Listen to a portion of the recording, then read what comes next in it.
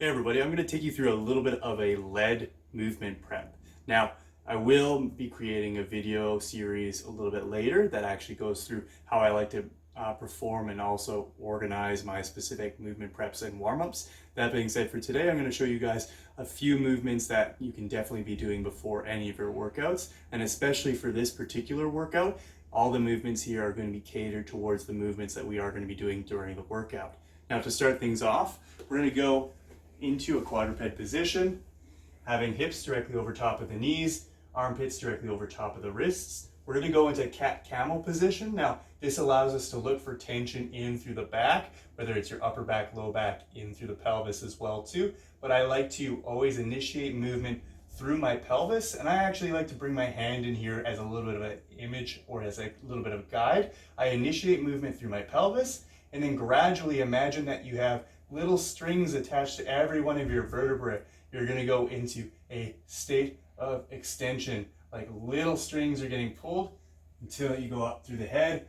Head is fully extended as well too, up towards the sky. And then we're going to do the opposite direction, again initiating movement through the pelvis. We're going to crank that pelvis like it's getting rolled forward, gradually working our way up through the lumbar spine, into the thoracic spine now. And then head goes down towards the ground, eyes gazing down towards the ground. We're going to repeat that. Nice and slow, controlled, really creating that space for 5 repetitions every direction, 10 in total. Now, next one we're going to go into is going to be helping our shoulders be stable. And we're going to go into a movement called the eccentric shoulder roll. This is going to be done lying on the ground. We're going to go into a dead bug position. So from here, lying on your back, shins are going to be parallel with the ground. I'm going to be pressing my low back into the ground to get a little bit of tension in through my belly, and your head can be relaxed against the ground. I'm going to start arms up towards the sky, and now I'm going to be lowering my right arm down to the ground. I can have my palm facing each other. Now from here, I'm going to pack or push my bottom shoulder into the ground, and I'm going to initiate movement through my entire body, trying to slowly roll. Now, I'm going to be decelerating or slowing that descent or slowing that roll using my shoulder on the right-hand side, and then actively pushing the back of the hand, back of the shoulder on the right-hand side into the ground to get back to starting position. I'm then going to repeat.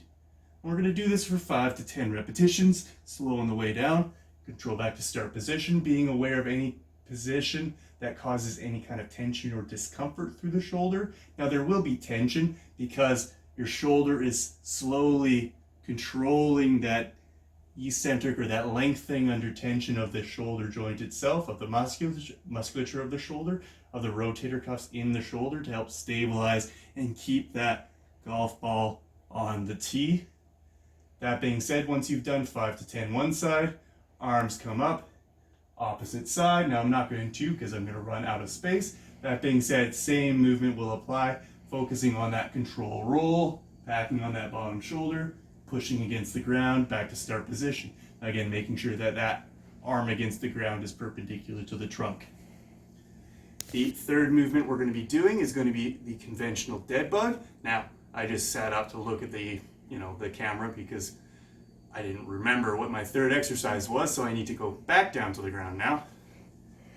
You don't have to do that though, because you're much better than I am at these movement preps. That being said, from here, think about pushing that low back into the ground. From here, I'm going to be lengthening out through my right arm, left leg, control back to start position, opposite side, just controlling, keeping that pelvis, keeping that spine in one position the entire time. And I like to think about reaching that heel towards the wall in front of me as that arm goes up behind me, stabilizing through the glutes to keep that leg bone in the back of the hip socket.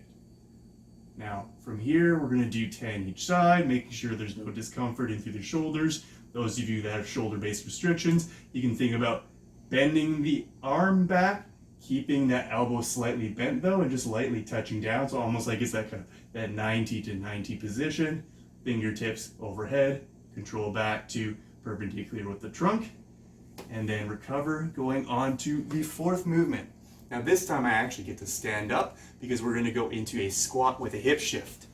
Now from here, you can do 1 to 2 repetitions of a bodyweight squat just to get the feel for the movement, warm up the knees a little bit if you need to. That being said, we're then going to go as low as you feel comfortable going, and then slightly shifting the weight over to one side or the other. Now still focusing on keeping the knees tracking in line with the toe, but I'm going to be lightly shifting my hips so that my nose is coming in line with the knee, coming in line with the toe, back to midpoint, shifting again. Nice and stable. Now, if you get comfortable with that, you can also turn that into a little bit more of a Cossack squat, where you're actually going to go into that slight shift, dropping on down, again getting that weight shift over, back to start position, and then opposite side. Now, you don't have to get to this point. We're fine with sticking in that squat position and then just lightly shifting over, whether that's feet hip width apart, going to that squat and slightly shifting, or whether that is getting a little bit more length and actively pushing back to start, actively pushing back to start. The last movement we're going to be going into, or the 2 last movements we're really going to cover, is going to be the split stance rotations. Now for this one, I'm going to be bringing my left foot forward, right foot back, and from here I'm going to reach my arms out. Now I want to imagine that I'm holding onto a barbell, holding onto a dowel in front of my body. If you have one, that's completely fine to be bringing it in, but it's completely fine if you don't to go for this challenge. Now from here, I'm going to be rotating through my trunk, trying to keep the arm distance or the hands the same distance across. Now from here, I'm going to be opening up overhead, looking across my body, sweeping across my body, and then repeating. Now from here, it's winding up through the hips. So my entire hip structure is going to be rotating. You'll see that my right hip rotates forward, winding up through that left hip, and then I'm going to extend on up, keeping my left knee pointed forward the entire time, and then control back to that start. Winding up, control. Now, those of you with low back based issues, really concentrating on just rotating through that upper back, rotating through the hips, as opposed to rotating through that low back to get that position, with the hips staying in one position. Once you've done 10 one side, switch over, same thing, setting up, slight bend in that back knee, arms equal distance apart, drop down. If you want, you can slightly dip down as well too, winding up, control, knees stay tracking in line with the toes the entire time. Third movement, or second to last movement we're going to have you guys do, is going to be a hip hinge W to T. And from here I'm going to turn to the side so you guys can see. I'm going to push my hips back towards the wall, slight bend in through my knees, feeling that tension in through the hamstrings and glutes, maintaining that nice neutral pelvic position and nice neutral spine, tucking my chin back. Now from here, I'm going to go into a T position, palms facing down towards the ground, big squeeze between the shoulders, back down to start position, and then I'm going to go into W. So thumbs back, elbows below the armpits, big squeeze between the shoulders, tilting back, or almost like you're leading thumbs back, but pushing elbows forward. Back down to start, T, W, T, W. Now you can play around with position, whether it's palm facing for that T, or it's thumbs up on that T. Make sure on that W it's thumbs up the entire time, really leading thumbs back, elbows forward, feeling that squeeze between the shoulder, checking in to make sure that you keep that rib cage down, spine neutral, head back the entire time. Once you've done 10 reps of that, we're actually going to go into one last one, and this one actually forms a little bit more of kind of a primer for our body, specifically for the movements that we're going to be doing during the workout. These are going to be taking a small box. You can even use textbooks for this one. Doesn't have to be a major height, but what I'm going to do is I'm going to slightly hinge forward, loading up my right glute. I've got my right foot elevated with my shin just slightly angled forward. You'll see actually if I were to do this from the side, my shin angle is actually going to be matching with my trunk angle as well too.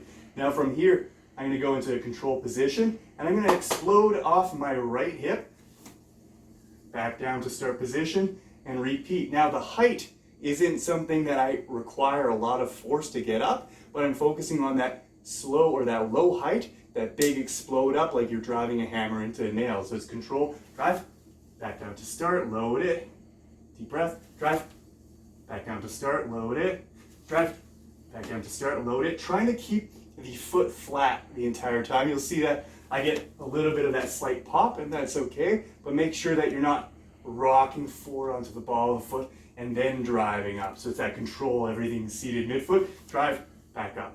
Now that front leg, or that back leg as it comes to front leg, can come up, that's completely fine, but make sure that you don't have that huge drive up for that knee, trying to get it up towards your chin. That causes the pelvis to rotate underneath.